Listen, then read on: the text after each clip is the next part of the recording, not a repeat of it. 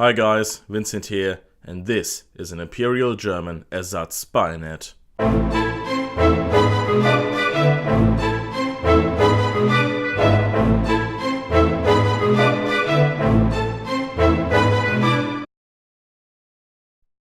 The suggestion to make a video about Ersatz Bayonets actually came from one of my viewers, so thank you very much for the inspiration.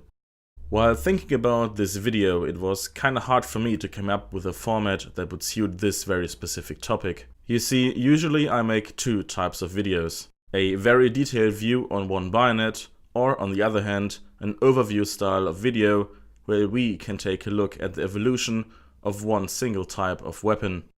But in this case, I don't have enough information to produce a detailed video on Ersatz Bayonets, and I only own one Ersatz Bayonet, so I can't do an overview video on them. So what I am going to do is simply answer two questions. So the first question is, what is an Ersatz Bayonet? And then the second question will be, what was their purpose? Alright, let's start with the first question.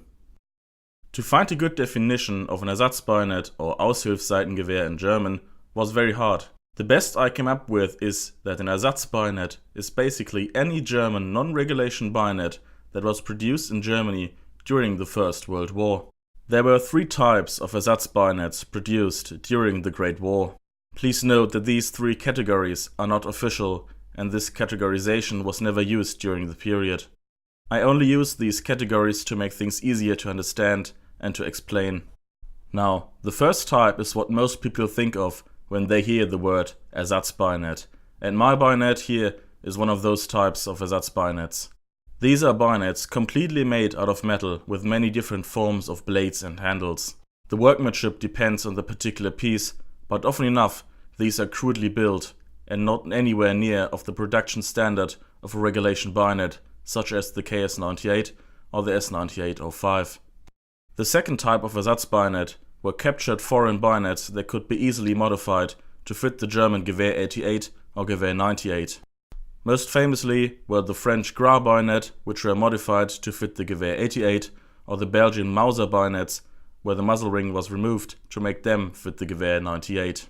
The third type of Ersatz bayonet used existing blades from old or captured bayonets and fitted them with newly produced metal hilts to make them fit the Gewehr 88 and Gewehr 98.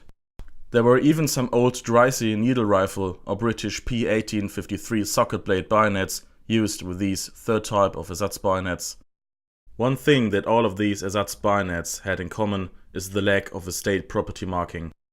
You will never find a W15 or W16 on Ersatz bayonet like you would normally find on a German bayonet from that era. Now, to answer the second question, we can simply look at the German name. If we would use the proper translation of the German name Aushilfsseitengewehre, we would get something like temporary bayonet and not Ersatz bayonet, with Ersatz being the German word for replacement. The term Ersatz or replacement bayonet is wrong because the whole purpose of these bayonets was not to replace something, but rather to be a temporary solution for a very specific problem. Early in the war, in 1914 and 1915, all sides would quickly realize that the loss of men and their equipment was much higher than they expected. The army couldn't recruit men as fast as needed, and the factories couldn't produce enough weapons in time. When facing the massive shortage of bayonets, the German High Command had ordered two things to happen. One would be the redesigning of the old S9805 and S84/98 bayonets. They should be cheaper and faster to produce.